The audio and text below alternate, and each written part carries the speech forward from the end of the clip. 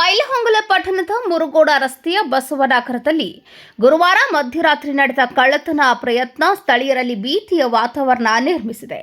ರಾತ್ರಿ ಸುಮಾರು 1:30 ರಿಂದ 2 ವೇಳೆಯಲ್ಲಿ ಮುಖಕ್ಕೆ ವಸ್ತ್ರ ಮುಚ್ಚಿಕೊಂಡ ಸುಮಾರು 7 ರಿಂದ 8 ಜನರ ಕಳ್ಳರ ಗುಂಪು ಬೀಗ ಹಾಕಿದ್ದ ಮನೆಗಳಿಗೆ ಕನ್ನ ಹಾಕಲು ಯತ್ನಿಸಿದ ಘಟನೆ ಬೆಳಕಿಗೆ ಬಂದಿದೆ.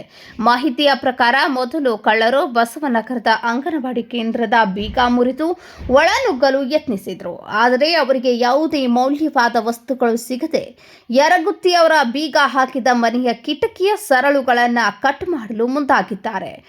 ಈ ವೇಳೆ ಅನುಮಾನಾಸ್ಪದ ಶಬ್ದ ಕೇಳಿ ಎಚ್ಚರವಾದ ನೆರೆಹೊರೆಯವರು ಹೊರಗೆ ಬಂದು ಕೂಗಾಡುತ್ತಿದ್ದಂತೆ ಕಳ್ಳರ ಗುಂಪು ಹತ್ತಿರದ ಜಮೀನಿನ ಕಡೆಗೆ ಓಡಿ ಪಲಾಯನ ಮಾಡಿದೆ. ಈ ಘಟನೆಯಿಂದ ರಾತ್ರಿ ನಿದ್ರೆಗೆ ಈಡಾದಂತಹ ಸಾರ್ವಜನಿಕರಲ್ಲಿ ಭೀತಿ ಹೆಚ್ಚಾಗಿದೆ. ಈ ನಡುವೆ ಕಳ್ಳರು ಮನೆಗಳ ಕಾಂಪೌಂಡ್ ಹಾರುವ ವೇಳೆ ದೃಶ್ಯಗಳು ಮತ್ತು ಬಡಾವಣೆಯಲ್ಲಿ ಅಲೆದಾಡುತ್ತಿದ್ದ ಸನ್ನಿವೇಶಗಳು ಗಿರೀಶ್ ಪಾಟೀಲ್ ಅವರ ಮನೆಯಲ್ಲಿ ಅಳವಡಿಸಿದ್ದ ಸಿಸಿಟಿವಿಯಲ್ಲಿ ಸ್ಪಷ್ಟವಾಗಿ ಸೆರೆಯಾಗಿವೆ.